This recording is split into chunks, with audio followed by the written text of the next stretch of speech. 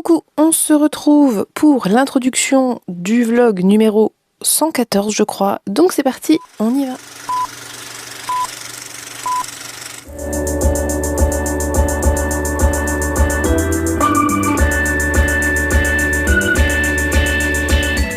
Nous sommes donc le lundi 10 mars et je reviens pour introduire ce vlog. Je n'ai rien terminé. Enfin si, j'ai terminé des mangas, mais j'ai rien terminé en termes de romans. Donc je vais vous dire, il y a 2 tomes, j'ai lu les 2 derniers tomes de Frieren qui sont en bas, que j'ai pas remonté.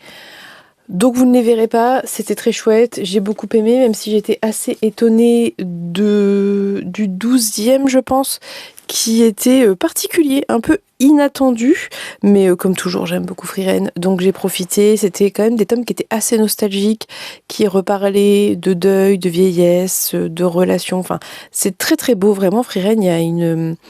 Comme on suit ce personnage d'elfe qui est pas immortel, mais comment dire, à échelle humaine, c'est presque une sorte d'immortalité, et qu'on la voit dans différentes relations et aventures, ça donne une perspective différente et ça rend le tout très très nostalgique, mais c'était très chouette.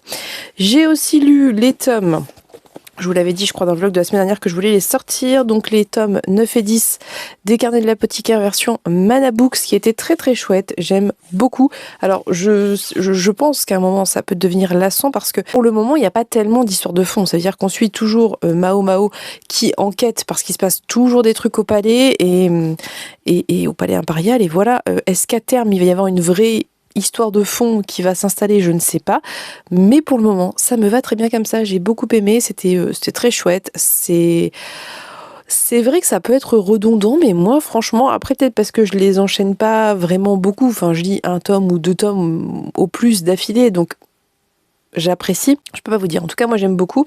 Je préfère les illustrations de chez Kiyun, que je trouve plus fines. Je trouve aussi que la différence entre les deux peut-être, c'est que chez Kiyun, elle est beaucoup plus mimes, elle fait un peu plus enfantine, Mao Mao. Par contre, elle est aussi paradoxalement beaucoup plus violente qu'ici, je trouve. En tout cas, dans ce que j'ai lu peut-être 5 tomes de chez Kiyun. Donc là, mon objectif, ça va être de rattraper mon retard chez Kiyun. Donc j'en ai une dizaine à lire. On va faire ça tranquillement, on va avancer tranquillement. Mais en tout cas, ces 2 tomes étaient très chouettes. Voilà, il y a de nouvelles intrigues et je vais pas vous dire quoi parce que ça n'aurait pas de sens. En revanche, ce que j'ai avancé, c'est la deuxième nouvelle de Lune rémanente, qui était Pierre de Lune, je crois, si je ne dis pas de bêtises. C'est ça, Pierre de Lune, qui était une nouvelle, encore une fois, un peu comme la première, assez angoissante, assez anxiogène, mais plutôt réussie. J'ai bien aimé, je sais pas si j'ai préféré la première ou la deuxième. En fait, je pense que cette deuxième nouvelle, enfin, vous me direz, dans une certaine mesure, même la première quelque part, mais la première avait quelque chose qui se suffisait en soi, alors que cette deuxième appelle à quelque chose de plus long. Mais j'ai trouvé ça très réussi, j'aime beaucoup ce type d'horreur. C'est de l'horreur basée sur l'inconscient, c'est ce qu'on ne maîtrise pas, et c'est quelque chose qui fonctionne très bien avec moi parce que je trouve ça extrêmement angoissant de se dire que il peut se passer des choses dans nos rêves, ou voilà. Je vais pas vous en dire plus pour pas vous en dévoiler plus, mais donc dans Pierre de Lune, on suit une jeune fille. Alors au début c'est plus ou moins une petite fille qui a une tante qui est fan de cailloux, qui ramasse des cailloux, somme toute, dans l'ensemble assez banal, mais elle adore ça, et elle a un super beau caillou qui s'appelle Keiku, je crois, je ne sais plus, je dois très mal le dire, mais qui est une pierre qui a une signification, il y a plusieurs interprétations possibles à ce terme, mais bref, c'est une sorte de pierre de lune en gros, et sa tante lui dit depuis qu'elle est petite que si elle la met sous son oreiller, elle va faire des rêves, voire des cauchemars. Et quand sa tante va décéder alors qu'elle est assez jeune, elle a 25 ans la tante quand elle meurt, ça va fortement attrister la petite, et plus tard, une fois devenue adulte, elle va récupérer cette pierre et des choses vont arriver partant de là. Je vais pas vous en dire plus parce que je pense que vraiment c'est des nouvelles, c'est assez court, ça fait moins de 100 pages ou 100 pages peut-être, donc c'est un peu dommage de trop vous en dire, mais ça fonctionne très bien, je trouve que c'est assez réussi. J'ai trouvé que c'était peut-être un peu moins angoissant que la première nouvelle, parce que la première nouvelle fonctionne vraiment sur un quelque chose de montée en tension qui était très réussi. Celle-ci, on s'attend peut-être à certaines choses, mais c'était quand même hyper intéressant, j'ai quand même beaucoup aimé, mais ça reste glauque. Et alors, petit point récurrent entre la nouvelle 1 et 2, c'est que les personnages masculins principaux sont absolument odieux et insupportables, comme me le faisait remarquer Emeline à juste titre. Ça n'est pas validé par le texte ou l'auteur ou la narration, mais ça reste assez agaçant. On a un peu envie de les baffer, je vous cache pas. Donc, objectif, lire du coup Lune rémanente, qui pour moi n'est pas franchement une nouvelle parce qu'il fait plus de 200 pages, 250 pages. Pour moi, c'est un petit roman, Lune rémanente. Donc, je vais lire Lune rémanente, qui est quand même le cœur du propos. Et donc, ici, c'est une histoire d'épidémie, si je ne dis pas de bêtises. Et on verra, je vous en reparlerai. Je vais essayer de le commencer aujourd'hui, l'avancer demain, et vous en reparler demain. On verra ce que j'arrive à faire ou pas, puisque, vous le savez, je suis dans plein de lectures, comme toujours. Donc, j'ai rien avancé d'autre hier. J'ai pas beaucoup lu, j'ai fait du montage, c'était dimanche. Et j'ai lu des mangas principalement. Enfin, j'ai quand même lu une nouvelle de Lune rémanente. Il me semble que c'était hier. Et c'est tout. Je réfléchis. Si, j'ai avancé la dernière tentation de Judas, mais pas tant que j'aurais souhaité. Voilà, hier j'étais pas très concentrée, donc je vais essayer d'avancer des choses cette semaine tout simplement. J'ai lu quand même 1 ou 2 chapitres de La Cité de Jade, mais ça on en reparlera plus tard. Et voilà, donc j'ai pas beaucoup lu, j'ai un peu avancé ci et ça, par-ci par-là, en sachant que mon objectif quand même pour cette semaine c'est d'avancer et terminer des choses et de commencer les lectures communes que je dois commencer, notamment Zephyr Alabama, qui n'est pas très loin. Donc voilà, je dois commencer ça aussi. Voilà, on va faire ça tranquillement. J'aimerais bien aussi lire des services de presse parce que j'en ai plein qui me font super envie et qui sortent ou qui viennent de sortir. Donc j'aimerais bien aussi m'occuper de ça. Mais peut-être un peu plus tard dans la semaine. Peut-être que je vais juste commencer par tranquillement par avancer ce que j'ai en cours et puis on verra bien. Soit c'est une petite introduction, j'ai pas avancé grand chose, donc je ne vais pas plus vous garder pour le moment. Je vous reprends si je peux plus tard pour vous dire où j'en suis, sinon demain comme d'hab et je vous dirai ce que j'ai avancé, ce que j'ai lu ou pas. Et voilà, donc on se dit à plus tard. Coucou, nous sommes mercredi, d'habitude je filme pas le mercredi parce que j'ai pas le temps, non pas que j'ai spécialement le temps aujourd'hui, mais je le prends parce que je n'ai pour le coup pas du tout eu le temps de vous prendre hier. Je ne sais plus très bien de quoi je vous ai parlé lundi, je crois que je vous ai uniquement parlé de Lune rémanente et seulement de la première nouvelle. Mais depuis, j'ai attaqué pas mal de choses, donc on va en parler tout de suite. Est-ce que je vous avais parlé de la première ou la deuxième nouvelle de Lune rémanente ? Je ne suis plus très sûre de moi. Je pense que je vous en ai parlé et j'ai pas avancé, donc au pire je vous en reparlerai dans le prochain clip. Je vais vous parler par contre des lectures que j'ai attaquées. J'ai attaqué Les Autodafeurs de Marine Carteron, j'ai presque terminé le premier tome de la saga puisque c'est un intégral, donc j'ai lu ça et il me reste... Voilà, cette petite partie-là. Donc vraiment très peu de pages, une cinquantaine je pense. Donc je vais terminer ça aujourd'hui, en tout cas ce premier volume. Pour le moment j'aime beaucoup, je crois que je vous en ai déjà parlé, je crois que je vous ai déjà fait le résumé. On va suivre Auguste Mars qui a 14 ans, qui est en 3e et suite au décès de son père, il va avec sa petite sœur Césarine qui a 7 ans et leur maman partir habiter chez les grands-parents, chez les parents de son papa.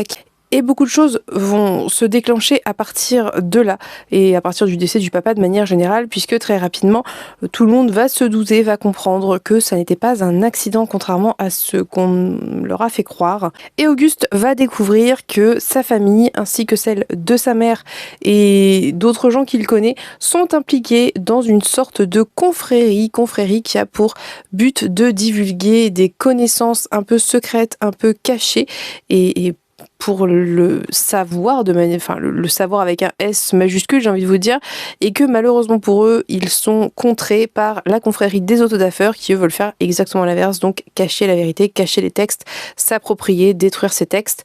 Et donc on est sur un trope très très classique, vraiment. C'est très classique dans à la fois le trope principal, mais à la fois dans le fonctionnement des personnages. On retrouve un schéma très à la Harry Potter, avec les antagonistes, les jeunes antagonistes, qui évidemment ne sont que le reflet de ce que sont leurs parents, qui sont les antagonistes adultes. Ça n'est vraiment pas du tout, sans rappeler Drago Malfoy, ses parents, etc. Pareil pour le petit groupe de protagonistes principaux, ça fonctionne sur le même même trop, mais ça fonctionne très bien. Je trouve que, comme toujours, l'écriture de Marine Carteron, c'est du petit lait, ça se lit tout seul, c'est agréable, c'est intelligent, c'est bien pensé. Ça a l'avantage de parler aussi un peu d'actualité, de faire des références à la pop culture. Ça a l'avantage de présenter des personnages différents les uns des autres. Et moi, ce que j'aime bien, c'est qu'elle a une manière d'aborder ces personnages qui est très positif. Ça veut dire qu'on va voir la petite sœur d'Auguste Césarine qui est sur le spectre autistique et qui a ses particularités, mais voilà, c'est comme ça et c'est pas un sujet et c'est pas ni bien ni mal, en fait, juste elle est comme ça. On va avoir un autre protagoniste qui ferait partie de ce qu'on pourrait appeler la catégorie un peu loser du collège, mais en fait qui est adorable et qui a plein de qualités. Ça montre, je trouve, vu que je vous rappelle que c'est de la littérature young adult, hein, ça montre à quel point il ne faut pas se fier aux habits, avoir les bons habits, etc. Je trouve qu'il y a quelque chose qui passe très bien parce que Auguste est très dans l'apparence, c'est un petit Parisien, il est élevé à Paris, il a vraiment les défauts typiques des Parisiens.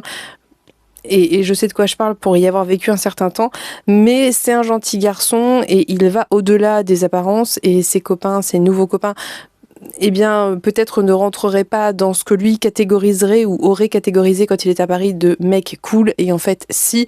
Et voilà, ça parle aussi de premières relations amoureuses, d'attirance, voilà, ça parle de plein de choses très très proches des problématiques des jeunes adolescents, des collégiens, et je trouve ça très bien fait, je trouve ça fait avec intelligence, et puis l'histoire est très prenante, c'est vraiment un page turner, ça se lit tout seul. Benjamin me disait que il l'avait lu pendant le Covid et qu'il avait lu la trilogie en 3 jours, et je comprends totalement. Je pense que si vous vous mettez dedans et que vous avez le temps et rien d'autre à lire ou à faire à côté, vous pouvez le dévorer d'un trait. C'est-à-dire que moi, le premier soir où je l'ai attaqué, j'ai lu la moitié d'un coup.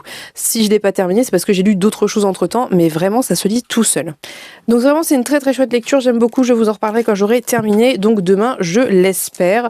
En parallèle, j'ai attaqué ma lecture commune de Zephyr Alabama de Robert McCammon, donc j'ai lu pas tant, voilà, j'ai lu presque 4 chapitres en entier, mais les chapitres sont assez longs honnêtement, donc ça fait quand même 80 pages, et j'adore. Vraiment, c'est un début que je trouve, si vous avez lu L'été où tout a fondu, pour moi, on est dans les mêmes vibes, on est dans ce côté États-Unis un peu profond, avec quelque chose de mystérieux, de mystique. On ne sait pas si c'est du fantastique ou si c'est le regard que les enfants portent sur le monde qui fait que ça donne l'impression que c'est du fantastique. Ça a des vibes très très proches pour moi et c'est très réussi.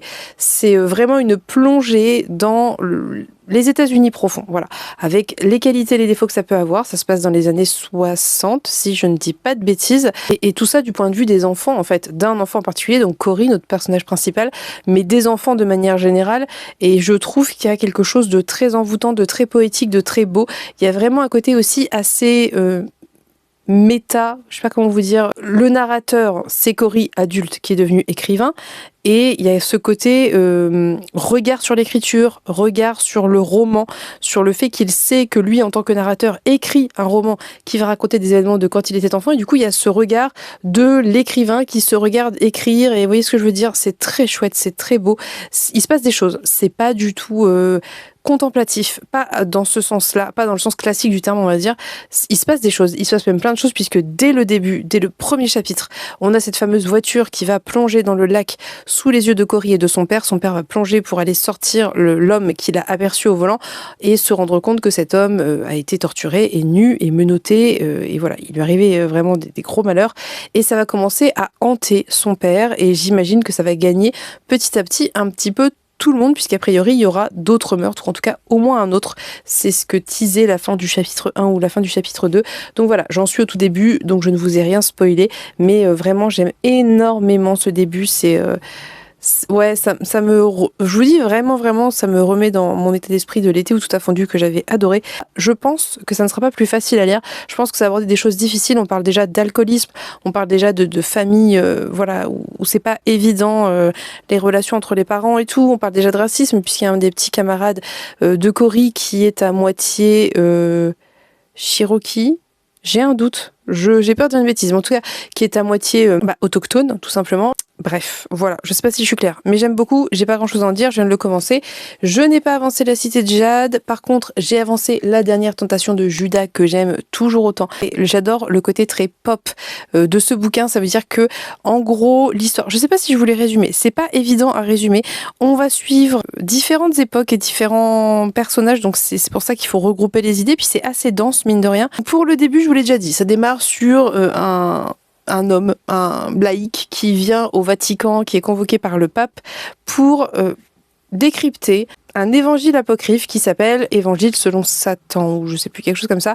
Et donc, c'est une espèce de disque qui n'a qu'un sillon, enfin comme un 33 tours, et donc personne n'arrive à le lire. Et donc lui, son boulot à ce type qui est embauché par le Vatican, c'est de décrypter ça. Et donc, dès le début, très très rapidement, on comprend que le pape n'est pas vraiment le pape et qu'il y a quelqu'un qui est au-dessus du pape, derrière le pape. Et très très rapidement, en fait, on va comprendre, et après c'est développé dans la suite, mais on va quand même très rapidement comprendre en fait que les apôtres de Jésus, donc les 12 apôtres, et dont Judas, ce qui semble logique, sont immortels et invincibles et donc sont sur Terre depuis plus de 2000 ans et qu'ils sont censés répandre la parole de Dieu, mais que chacun a un peu fait sa vie, j'ai envie de vous dire, et que ils sont pas tous d'accord. Et Judas, lui, est vraiment dans une vie très très compliquée parce que il est depuis 2000 ans dans la culpabilité d'avoir vendu Jésus. Alors il y a tout plein de choses autour de ça que je ne vais pas vous dévoiler parce que faut le découvrir, mais sachez dès le début, on le sait, qu'il vit dans cette espèce de culpabilité et qu'il essaie d'aider les gens à sa mesure, mais en même temps, il est très centré sur lui, sa peine, sa douleur, ses regrets, ses remords, tout ce que vous voulez, et il va avoir connaissance par X, Y moyen que je vous laisserai découvrir de ce fameux évangile selon Satan qui dirait la vérité sur cette fameuse trahison de Judas. Et je vous laisserai découvrir parce qu'il se passe vraiment 1500 autres choses que ça et que ce livre c'est beaucoup plus que juste l'histoire de base, je trouve. C'est à la fois une critique assez acerbe de la religion catholique, mais pas franchement que. C'est une critique surtout du prosélytisme, mais aussi du côté très dogmatique et hypocrite des règles de la religion. Il y a vraiment cet aspect très critique et en même temps, il y a un regard, je trouve, qui n'est pas que critique sur la religion et qui n'est pas que critique sur les croyances. Et je trouve que du coup, si vous êtes ouvert d'esprit, même si vous êtes croyant et quelle que soit votre religion, je pense que vous pouvez apprécier cette lecture parce que oui, il y a un côté blasphématoire, oui, il y a un côté qui peut être choquant si on est, je pense, catholique traditionnaliste, mais si vous êtes un peu ouvert d'esprit, je pense que ça peut vous parler, ça peut vous plaire. Il n'y a pas que un regard critique porté sur la religion, et j'aime bien ça parce que je trouve que c'est important de respecter aussi les croyances de chacun. Je trouve que vraiment ce que critique l'auteur, c'est le côté humain, c'est le côté comment les hommes s'approprient les choses et tournent les choses d'une façon qui les arrange pour pouvoir obtenir ce qu'ils veulent, notamment des femmes. Je trouve qu'il y a une défense des femmes qui est assez intéressante et pas que, des minorités aussi de manière générale. C'est un livre qui est pro-femme, en tout cas pro-égalité entre hommes et femmes, qui est pro-queer, qui est très peps, très coloré, mais en même temps qui a des côtés très sombres, assez gore, assez écœurants. Enfin, c'est vraiment les grands écarts et moi j'aime beaucoup ça. Je trouve que l'auteur fait ça magistralement en fait. Je sais pas, ça va être difficile de parler de ce bouquin parce que vraiment s'accrocher juste à l'histoire en elle-même, c'est un peu pauvre parce que même si l'histoire est très chouette et très prenante, je trouve que ce livre se déploie dans l'esprit par tout ce qui n'est pas dit et tout ce qui est un peu critiqué en sous-texte. Donc vraiment, je vous invite à le découvrir si ce genre d'écrit peut vous intéresser. Bref, donc ça c'est ce que j'ai avancé et c'est tout je crois. J'aimerais beaucoup ce soir, là, juste après le tunnel du soir dans lequel on va rentrer dans quelques instants, terminer les autos d'affaires, avancer Zephyr Alabama. Je vais pas espérer avancer genre la moitié et tout, mais si je pouvais lire arriver, je ne sais pas, peut-être à la fin de la partie, de cette première partie, je ne sais pas jusqu'où elle va, mais voilà. Et ça serait très très cool. Idéalement, il faudrait que sur cette fin de semaine, donc d'ici à vendredi, j'ai terminé le tome 1 des autos d'affaires, j'ai bien avancé Zephyr Alabama et j'aimerais que pour la fin du week-end, j'ai terminé ou j'ai très bien avancé la Cité de Jade. Donc j'ai pas mal de choses à faire. Ce sont que des pavés, mais j'ai plein de trucs qui vont commencer à partir de la semaine prochaine. Que ça soit ma lecture de L'Ours et la Renarde qui n'attend que moi et qu'il faut que je fasse, je dois faire une vidéo un peu dédiée d'ailleurs, je vous l'avais dit. Que ça soit Il faut que je finisse à dire ma vidéo Ko-fi aussi, mais soit. Et attendez, il me manque quelque chose. J'ai autre chose que je dois lire aussi, mais je sais plus quoi.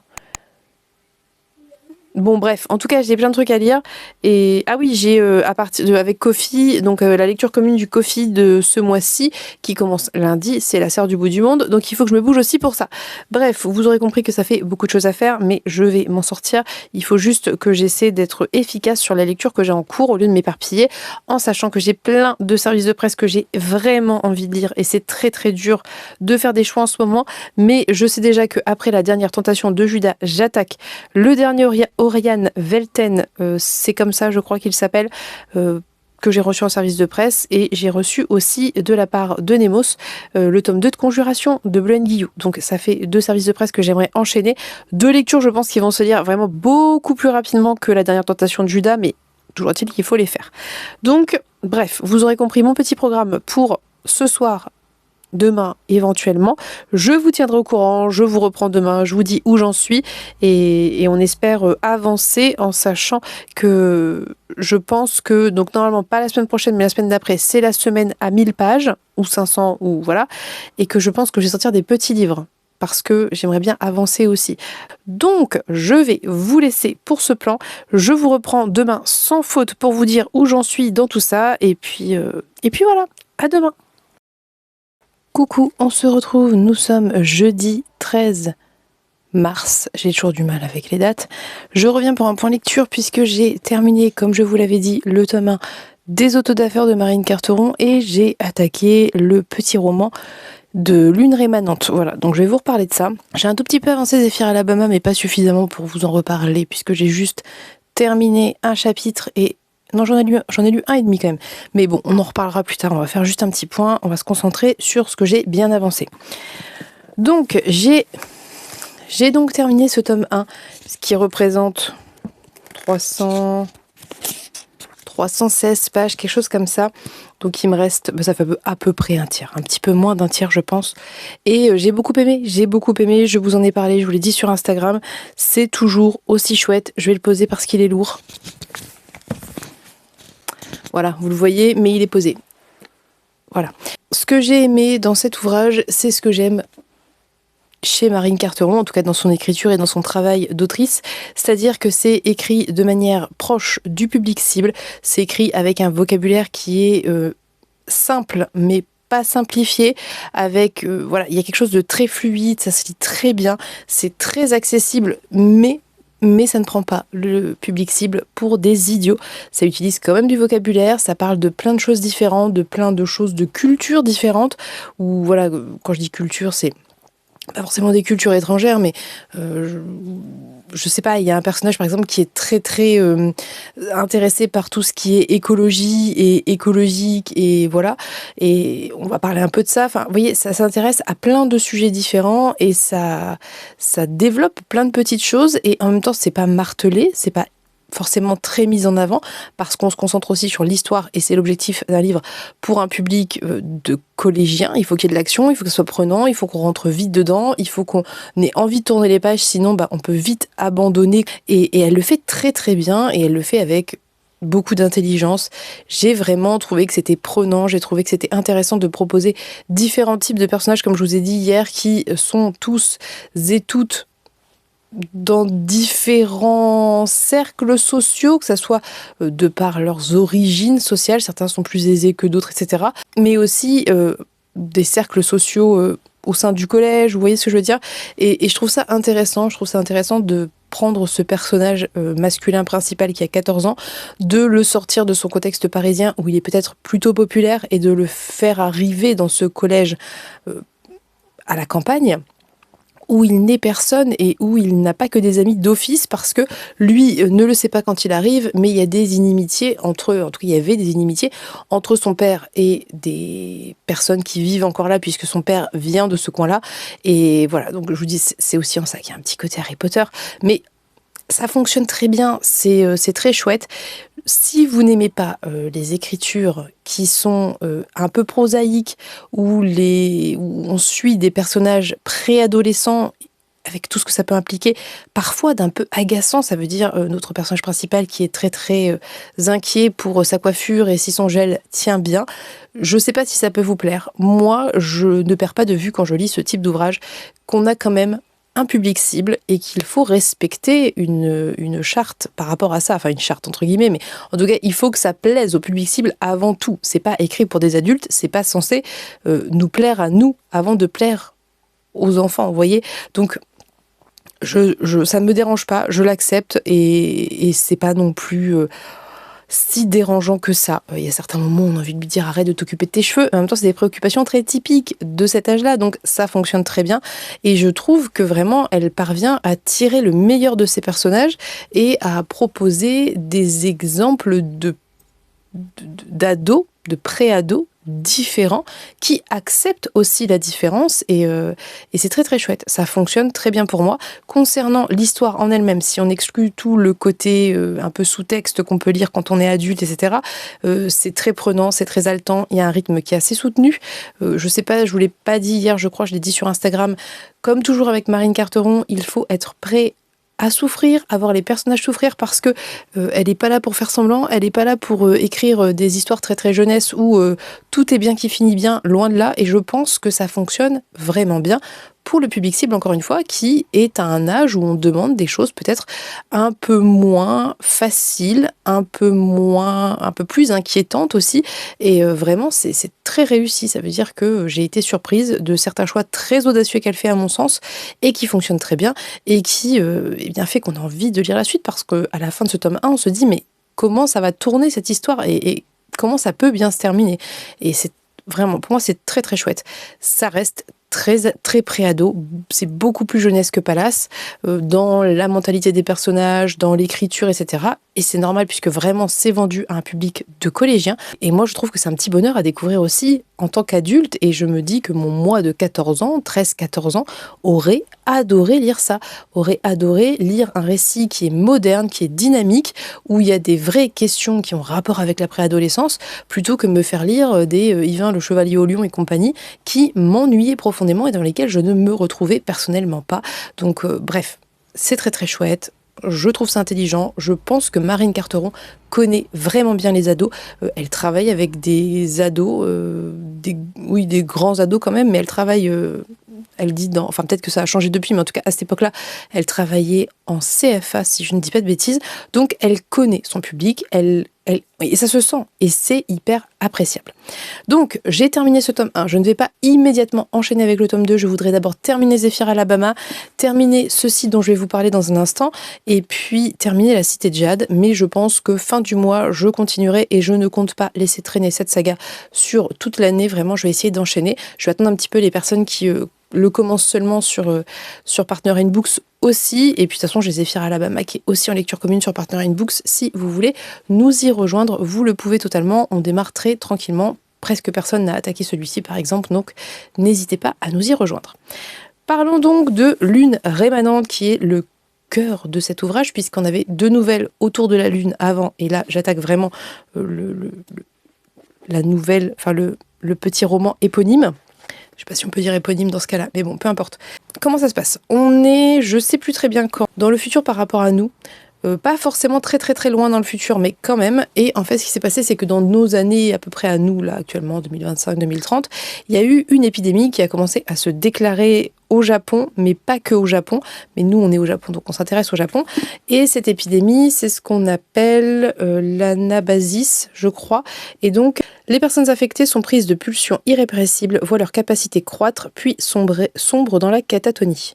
Et donc, nous, on suit Toga Uno, qui est arrêté par l'agence sanitaire et qui va être mis en sanatorium parce qu'il a cette maladie. Cette maladie s'est déclarée et il a été repéré, puisque les gens ont tendance un petit peu à se cacher, parce que les sanatoriums, c'est quand même pas le gros kiff. C'est un peu du travail forcé, et puis vous êtes pour toute la vie, quoi. Vous êtes coupé du monde pour toute la vie. Et donc là où j'en suis, c'est pas encore tout à fait, enfin la suite du résumé, c'est là où moi j'en suis, en sachant que j'ai lu, je dirais 65-70 pages, ouais par là, 60, à peu presque 70 pages, donc 6 chapitres.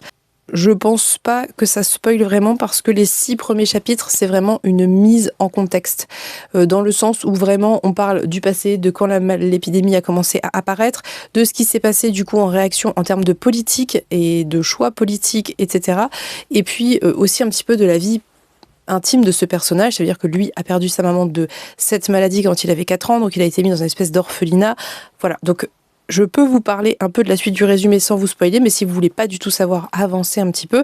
En gros, là où j'en suis, à 70 pages, donc 5-6 chapitres, il est donc arrêté pour être mis en sanatorium. Le mec qui l'arrête, qui est une espèce de policier, lui dit que s'il veut, il peut faire 30 combats, parce que quand il était jeune, il a pratiqué le kendo, si je dis bien, je crois. Et s'il fait ces 30 combats devant l'espèce de président hyper totalitaire, machin bidule, il aura le droit à une retraite un petit peu mieux que un sanatorium et le travail forcé à vie. Parmi les gens qui tombent malades, ceux qui ont fait une pratique sportive à un assez bon niveau, on leur propose ça. Et il y a cette espèce d'idée de combat clandestin organisé par une élite dépravée. Et c'est un petit peu de ça dont je pense va traiter le reste de l'œuvre, hein. Donc les 200 pages restantes vont parler de ça. Pour le moment, moi je suis assez prise. Je sais que Benjamin avait dit qu'il aimait pas trop. Je me souviens plus pourquoi on en a parlé, mais j'ai oublié. Ça l'avait pas trop accroché. Emily n'a pas trop avancé, mais je pense pas que ça soit que de la faute du roman, parce qu'elle a aussi beaucoup de choses à faire, et voilà. Donc je lui en reparlerai, je n'ai pas encore reparlé. Moi, pour le moment, je suis plutôt accrochée. Honnêtement, je trouve que le contexte politique est assez intéressant. Ça se rapproche beaucoup de ce que nous, on connaît à l'heure actuelle, puisqu'on parle de la montée du fascisme, etc., etc., et de toutes les techniques mises en place par les dirigeants pour prendre le plus d'argent et de liberté possible aux citoyens des différents pays. Et je trouve que c'est plutôt intéressant. Je trouve aussi que l'idée de cette espèce de président qui se veut presque un espèce de sauveur du Japon, eh bien, soit une personne en fait qui profite encore une fois à la fois du système, du capitalisme et des malades pour ses plaisirs personnels, et je me demande comment ça va être mis en avant, comment on va parler de tout ça. Je trouve que l'auteur en fait est assez engagé, somme toute, hein, les nouvelles précédentes aussi le montraient bien. Je trouve qu'il est assez engagé dans ces thématiques. Il y a un côté assez prosaïque, assez vulgaire, il emploie des mots un peu prosaïques et vulgaires parfois, mais en même temps, moi ça me dérange pas, ça, ce côté moderne qui fonctionne bien avec le personnage qui se retrouve arrêté, on lui saute dessus et il est un peu submergé par tout ce qui lui arrive et il est un peu dépassé par les événements. Et voilà. Et du coup, moi, je trouve que ça fonctionne plutôt bien. Ce côté prosaïque, un peu vulgaire, un peu... voilà, c'est plutôt pas mal. Honnêtement, moi, ça me plaît pour le moment, à voir comment ça évolue. Je vais le continuer tranquillement sur cette fin de semaine. Je vais peut-être pas tout lire d'un coup. Quoique, honnêtement, quand je l'ai commencé, j'étais partie pour enchaîner parce que j'étais plutôt bien dedans. Donc peut-être, je ne sais pas. Mais dans tous les cas, je vous en reparlerai sans faute demain. Donc ça, c'est les 2 lecture que j'ai avancée principalement hier et aujourd'hui. J'ai aussi avancé La dernière tentation de Judas, j'en suis à 70% et on a des choses qui commencent à se préciser en termes de purement d'histoire. Là, pour le coup, pas de sous-texte et tout, mais en termes purement d'histoire, il y a des choses qui commencent à se décanter, à se préciser et ça s'accélère un petit peu, donc je vous en reparlerai quand j'aurai avancé. J'aimerais beaucoup le terminer vraiment cette semaine parce que même si j'aime beaucoup ma lecture, j'ai aussi envie de terminer, de passer à autre chose et je pense que si je le laisse trop traîner, mon appréciation va voilà, ça va en pâtir un peu. Enfin, le fait de les traîner, ça va faire que je vais me lasser peut-être un petit peu à force. Donc il faut que je me bouge un peu, mais c'est ma lecture numérique et vraiment les pavés en numérique, c'est pas toujours une bonne idée, hein, en fonction des pavés. Là, c'est quand même un beau bébé. Bref, donc je vais vous laisser pour ce plan. Je vous fais des bisous et je vous dis à demain. Coucou, on se retrouve, nous sommes le vendredi 14 mars. Je reviens pour faire un point lecture. J'ai pas tant lu hier. J'ai fait beaucoup de montage, j'avais la grosse vidéo mensuelle à sortir, donc le bilan mensuel, ça prend un temps de montage. C'est inimaginable le temps que ça prend, c'est énorme, c'est vraiment énorme. Et du coup, j'ai pas eu le temps de lire. Et le soir, j'avais plein de trucs à préparer pour les réseaux sociaux, donc j'ai fait ça. J'ai fait mes cahiers, j'ai collé mes petits trucs et tout, et j'ai lu un petit peu avant de dormir, mais pas tant. Et j'ai principalement avancé La Cité de Jade, que je mets à part pour le moment, puisque je vais faire une vidéo pour Ko-fi là-dessus. Enfin, en tout cas, c'est l'un des livres d'une thématique de vidéo. Donc bref, j'ai par contre avancé quand même Lune rémanente. J'ai lu exactement la moitié. Alors évidemment, il y a les nouvelles avant, donc vous n'allez pas vous rendre compte, mais Voilà, donc ça c'est la dernière et j'ai lu même un petit peu plus que la moitié. Donc je crois que je vous en ai déjà parlé, je crois que je vous ai déjà fait le résumé. Je trouve que c'est un récit qui est assez intéressant, qui est assez dérangeant. Je sais pas dans quelle mesure, sûrement beaucoup en fait parce que l'auteur est japonais, mais c'est difficile parce qu'il y a un côté un peu intemporel, c'est un peu le truc de la SF aussi je trouve, c'est que, enfin en tout cas intemporel, c'est pas intemporel mais il y a un truc un peu universel avec ce type de récit, un petit peu dystopique, voilà. Donc c'est dur de démêler la part de culture japonaise et comment ce qui se passe dans ce bouquin en fait pourrait impacter un lectorat japonais par rapport à leurs propres références culturelles et comment ça impacte plus ou moins peut-être les occidentaux par rapport à nos références culturelles. Donc c'est difficile à déterminer. Ce que je peux vous dire, c'est que c'est un récit qui est assez dérangeant, très clairement. Donc on suit toujours le personnage de Toga Uno, qui est donc ce jeune homme qui va être infecté par la maladie. Donc je vous ai dit que sur ce que j'avais lu jusqu'à présent, on était vraiment sur l'installation à la fois du contexte sociopolitique et de la vie de Togo Uno. Évidemment, là, on est rentré dans le vif du sujet et dans ce qui se passe après cette infection. Infection? J'ai un peu de mal à parler en ce moment. Donc, je trouve ça intéressant. Je trouve ça d'actualité. Évidemment, ça parle de politique, ça parle de choix de politique et notamment d'état d'urgence, de comment l'état d'urgence peut permettre à un dirigeant peu scrupuleux de prendre les pleins pouvoirs et de faire ce qu'il veut et voilà. Donc ça parle pas mal de politique et de tout ce que ça peut impliquer et c'est très chouette et notamment des dérives de ça, bien évidemment, des dérives fascistes, dictatoriales. Voilà, donc de ce point de vue-là, c'est pas très surprenant, mais c'est assez intéressant, d'autant qu'on se place sur un contexte japonais où on est sur une île assez close sur elle-même, avec un fonctionnement qui est en résonance avec le fonctionnement passé, donc avec aussi un peu l'histoire avec un grand H. Je sais pas si je suis très claire, mais bref. Donc c'est plutôt intéressant. Pour le moment, je vois pas très bien où on veut aller avec cette histoire de virus, parce que je vous l'ai dit, c'est un virus qui rend les infectés violents lors de la phase de la pleine lune. Ils voient leur capacité croître, puis sombre dans la catatonie. En fait, je m'interroge sur pourquoi. Pourquoi ce virus? Comment? Est-ce que c'est une évolution? Est-ce que c'est une sorte d'évolution, vous savez, comme toutes les espèces évoluent, enfin d'une façon ou d'une autre, et que donc c'est le début d'une évolution, puisqu'il y a des capacités qui sont beaucoup plus développées que chez les humains qui n'ont pas attrapé ce virus, donc la vision nocturne, etc. Donc est-ce que c'est une évolution? Est-ce que c'est une régression parce que les gens deviennent violents et ont du mal à gérer leurs pulsions? Est-ce que c'est un retour à une espèce d'état plus animal, puisque finalement quelque part les animaux sont beaucoup plus adaptés que nous, souvent voilà, je pense aux chats qui voient la nuit, en tout cas qui voient beaucoup mieux que nous la nuit, etc. Donc, est-ce que c'est une régression? Est-ce que c'est une évolution? Qu'est-ce que ça implique? Qu'est-ce que ça impliquerait deux personnes infectées qui auraient un enfant? Enfin, il y a plein de questions que je me pose et je me demande vraiment où on va, parce que on est vraiment très centré pour le moment, je trouve, sur le côté politique et sur ce dirigeant, ce dictateur qui impose ses lois et qui fait ce qu'il veut, en fait. Hein. C'est presque un dieu dans son royaume. Donc ça m'interroge. Voilà, je trouve que pour le moment c'est plus politique que par rapport au virus. On verra, ça peut totalement se développer aussi de ce point de vue-là et ça pourrait être très intéressant. Donc voilà, je suis dans l'expectative. On est vraiment sur des personnages masculins détestables. Évidemment, le fait que cette maladie déclenche des pulsions fait que les hommes deviennent des bêtes dangereuses, notamment pour les femmes, bien évidemment. Et on parle assez peu finalement des symptômes que développent les femmes et comment ça se manifeste. Donc dans l'idée, c'est les mêmes symptômes, hein, ça veut dire les capacités accrues, etc.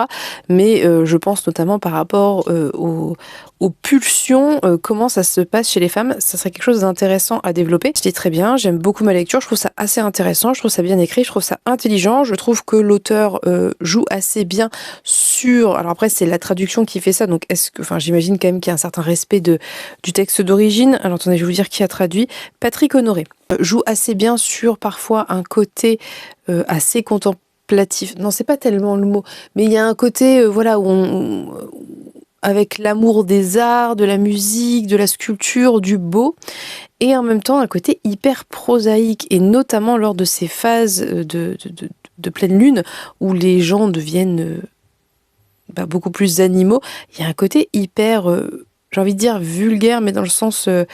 c'est un peu grossier parfois, mais surtout dans le sens où il y a un écart vraiment assez fort, je trouve, entre, par exemple, le personnage de Toga qui est passionné par le kendo, par la sculpture, qui a vraiment, voilà, qui a une certaine appréciation du beau, qui devient un être de pulsion, qui réfléchit, qui peut réfléchir et prendre des décisions, mais avec ça qui rentre en compte et qui le rend pas forcément très lucide. Bref, je sais pas. Écoutez, je vais continuer ça, je vous en reparlerai. Je trouve ça intéressant. Honnêtement, je trouve ça intéressant. Mais je pense que j'aurais besoin d'en parler avec Emeline quand elle aura avancé, parce que il y a des choses que j'arrive pas encore à comprendre et analyser. Donc bref, je finirai ça. Du coup, je vous l'ai dit, j'ai avancé la cité de Jade, mais je ne vais pas vous en reparler puisque je fais une vidéo dédiée pour Ko-fi. Je vous donnerai quand même un avis final global, mais voilà. Et c'est tout. J'ai avancé la dernière tentation de Judas. Je pense que je suis sur la dernière ligne droite dans la 3e partie. Pareil, je vous en reparlerai quand j'aurai terminé parce que j'aimerais me poser pour un peu noter mes idées. Parce que vu que c'est ma lecture numérique, j'ai une façon de lire qui est un peu différente de quand je lis du papier. Et je sais pas pourquoi, j'ai moins de capacité d'analyse. J'ai presque atteint la moitié de Le Nom du Vent. À chaque fois je bug, j'ai envie de dire la Cité du Vent. Je mélange tout. Donc Le Nom du Vent, j'ai presque atteint la moitié puisque j'ai presque terminé le premier audio. Autant vous dire que va falloir que je mette un bon coup de collier pour la 2e moitié. Mais j'adore parce que là, on est enfin arrivé à l'université et c'est une phase que je trouve absolument incroyablement géniale. Ça ne spoile rien. Dès le début, on le sait, il le dit, le personnage en parle. Voilà, donc en fait, si vous voulez, c'est un récit de vie. Ce qui est assez fascinant, c'est que à la fois, il se passe pas grand-chose à plein de moments, et en même temps, en fait, on est tellement... Enfin, moi, en tout cas, je suis tellement investie avec le personnage principal. J'ai tellement envie surtout quand il est petit, là, de l'aider, de le soutenir, le pauvre petit Gvot, qui n'a pas que des moments faciles, vous l'imaginez bien, que je suis hyper impliquée, en fait, avec ce personnage, et même quand il se passe rien, je suis à fond dedans. Mais j'avoue que être à l'université, ça me plaît plutôt pas mal. Bref, je vais vous laisser pour ce plan. Je vais essayer de terminer ça pour demain. J'aimerais aussi bien... très bien avancer la cité de Jade, mais ça, voilà, on en reparlera plus tard. Et peut-être avancer, terminer la dernière tentation de Judas. Donc, objectif pour clôturer ce vlog, c'est terminer l'une rémanente et la dernière tentation de Judas à minima. Et après, on verra ce qu'on arrive à faire. Voilà, donc je vous laisse pour aujourd'hui et je vous reprends demain. Je vous fais des bisous et je vous dis à plus tard. Coucou, nous sommes le samedi 15 mars, je viens faire un point lecture parce que je suis prête pour une fois un samedi, vu qu'on va aller voir, que je vais aller voir Emeline, on doit se voir pour plein de trucs, j'ai plein de trucs à faire, voilà, je suis prête tôt, donc j'en profite, j'ai un petit peu de temps pour vous faire un point lecture. J'ai attaqué ceci, oui, j'attaque encore un truc alors que j'ai mis le truc sur le feu, mais c'est un recueil de nouvelles et donc je me dis que je peux le lire un peu tous les jours. Les premières sont vraiment très courtes, j'en ai lu 3. Voilà, ça là, c'était 3 nouvelles. Donc c'est les nouveaux déviants. On nous dit, en 17 nouvelles et 17 voix puissantes pour explorer autant de façons de dire l'horreur aujourd'hui, cette anthologie sonne comme le manifeste d'une scène littéraire transcendant les genres. Ni polar, ni anticipation, ni fantastique, ni érotisme, ni avant-garde, les nouveaux déviants sont tout ça à la fois et vont vous secouer. Et donc, j'ai lu la préface des 2 auteurs qui sont à l'origine, je crois, de ce recueil. Et donc c'est... Attendez. C'est pas facile. Parce qu'il y a Morgane Cossarieux, ça je connais, je la connais. Christophe Siebert, que je pense n'avoir jamais lu, mais du coup je vais le découvrir. Et j'ai lu les 3 premières nouvelles qui sont de 3 auteurs que je ne connaissais pas. C'était assez intéressant cette préface. Si jamais je vous invite à le découvrir, même si vous voulez pas lire le livre parce que c'est trop trash pour vous, je peux comprendre. Mais n'hésitez pas en librairie à feuilleter la préface qui est assez, je trouve, intéressante sur la manière dont réceptionner l'horreur en France, la manière dont c'est classé, c'était plutôt intéressant et ça parlait un petit peu du Diable Vauvert aussi, donc bref, c'était très cool. Mais je vais pas y revenir forcément, ou alors peut-être à la fin. En tout cas, du coup, j'ai lu la première nouvelle qui est... Donc j'ai lu Aspiration d'Antoine Chéna, qui était assez intéressant. Je vais pas vous les faire toutes à chaque fois, mais c'était assez intéressant, c'était assez court. C'était une sorte de monde actuel où on suit, ou un peu futuriste, où on suit un type qui est assez haut placé dans une entreprise et qui, pour... décompressé, dirais-je, décide d'aller dans les bas-fonds. Je ne vous en dirai pas plus, mais c'était plutôt chouette et plutôt intéressant. Et c'est très actuel en fait. Je trouve ça très intéressant.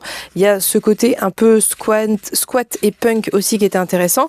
La deuxième, c'était Détails de circonstances, donc de Charlotte Bourlard, que j'ai beaucoup aimé, où on suit une petite fille qui va avoir des nouveaux voisins quelque part paumés au fond de la campagne et qui était assez particulière. Je vous préviens, c'est une nouvelle assez dérangeante. Et la troisième que j'ai lue, c'était Adopte un ténia de Violaine de Charnage, qui était aussi très dérangeante, mais ma foi, fort intéressante. J'ai pas grand chose à en dire, c'était vraiment très court et ça serait dommage que je vous en dise trop et que je vous spoil.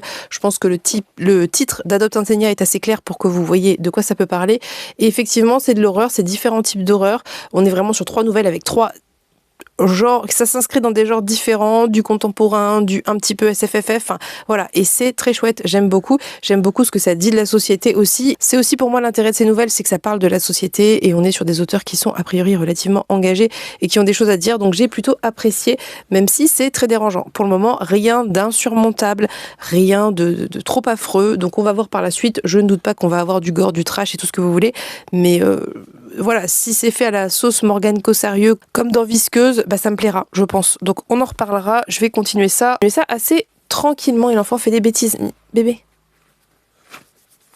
On dirait un chat. J'ai terminé Lune rémanente donc de Masakuni Oda, que j'ai trouvé très chouette, que j'ai beaucoup aimé.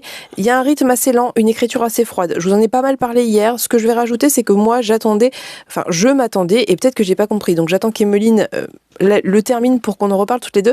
Je m'attendais vraiment à ce qu'il y ait une implication plus forte de cette épidémie et que ça ait une signification par rapport à l'humanité. J'ai trouvé que c'était pas si...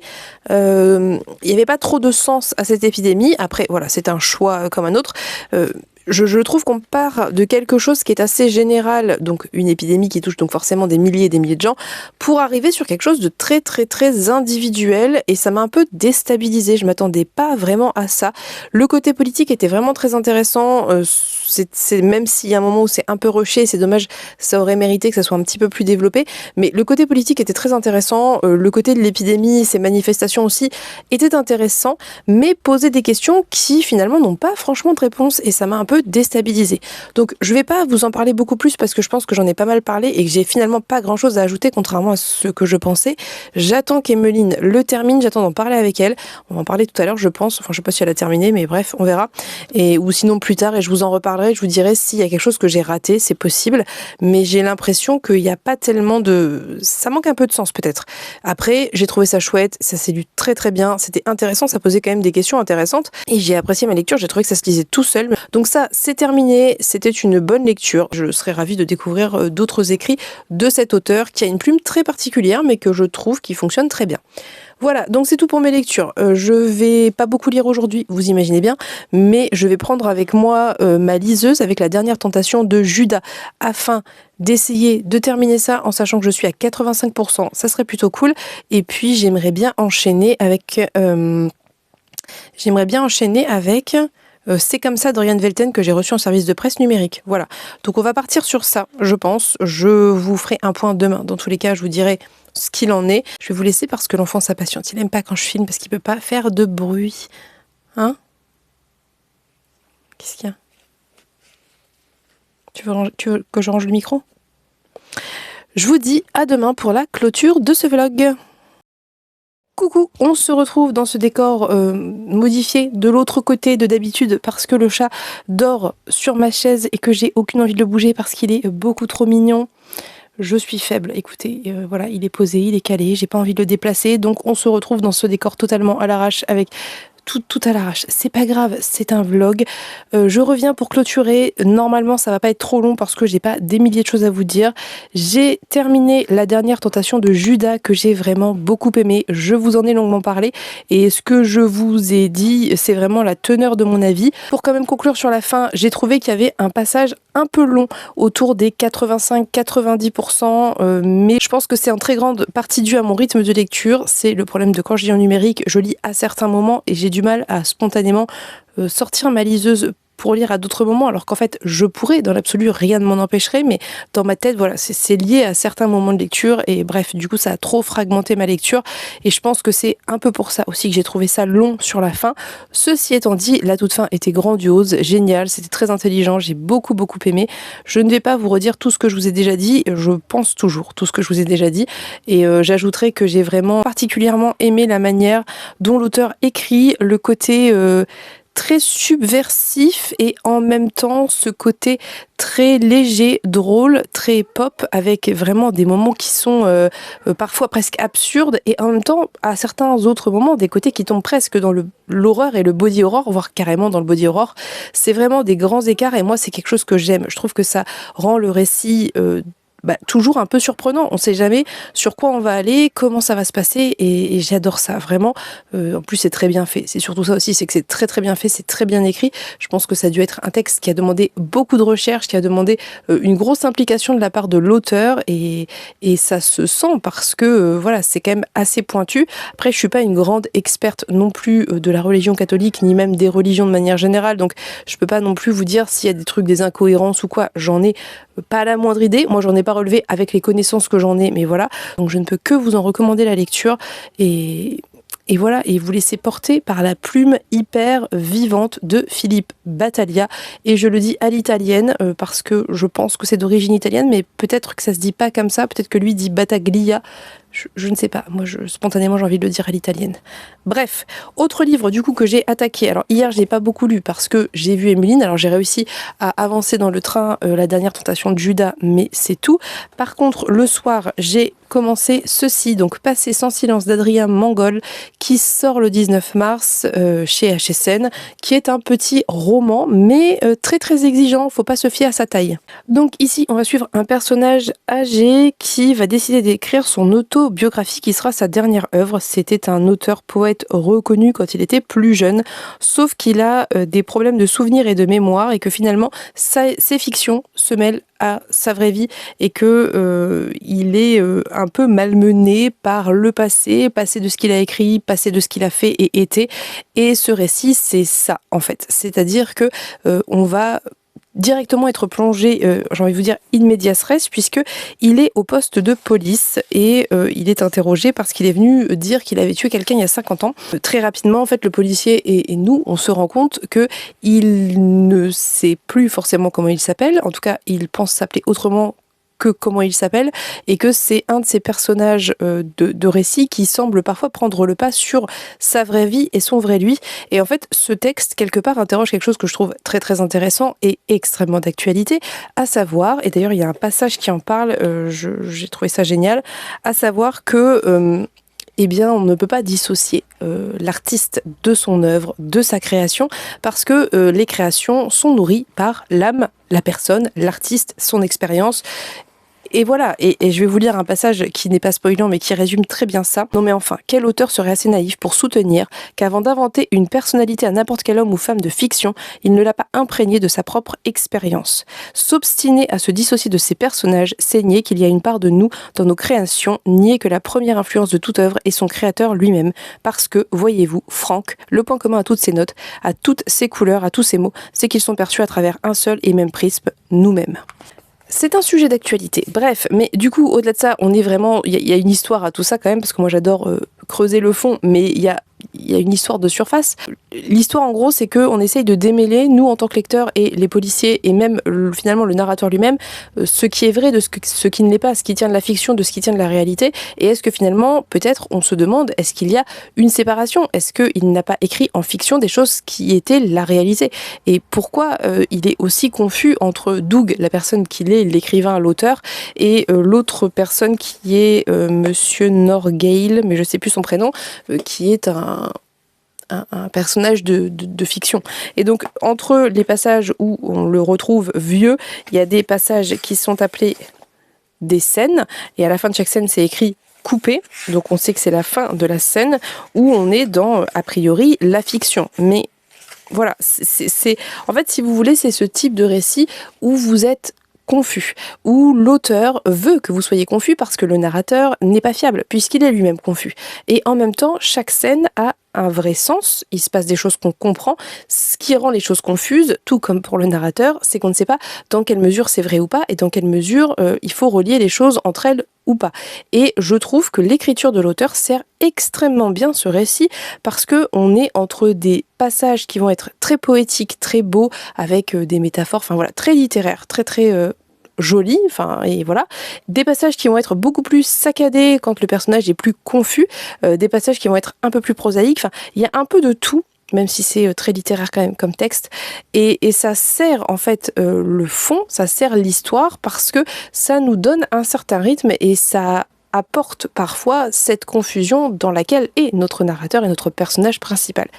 Bref, pour le moment j'en suis à la moitié, j'aime beaucoup, je vais essayer de terminer ça aujourd'hui. Je voulais terminer le vlog avec cette lecture, mais au final j'ai décidé aujourd'hui que je faisais la vidéo où je prends le rythme de lecture d'Aurélie, qui normalement sortira juste après la sortie de ce livre, donc vous aurez mon avis quand même très rapidement, et je vais essayer de clôturer le vlog avec cette lecture. Je sais pas comment je vais goupiller ça, mais bref, nous verrons bien. En tout cas, très bientôt mon avis. Pour le moment, j'aime beaucoup. Il faut accepter de lâcher prise, il faut accepter de se laisser porter, il faut accepter de ne pas tout comprendre, et c'est normal et c'est volontaire. Et si vous aimez ce type d'ouvrage où il faut accepter vraiment que c'est pas clair, ça peut vous plaire. À voir si à la fin tout se recoupe et tout prend son sens. Je pense que oui, mais nous verrons ça. Bref, sur ce, je vais vous laisser pour cette vidéo, pour ce petit gros vlog hebdomadaire. J'espère que ça vous aura plu. N'hésitez pas à me dire ce que vous en avez pensé. Je vous souhaite une très belle fin de week-end. Journée très ensoleillée comme vous pouvez le constater. Je vais faire mon montage et on se dit à mardi pour une prochaine vidéo. Bye bye!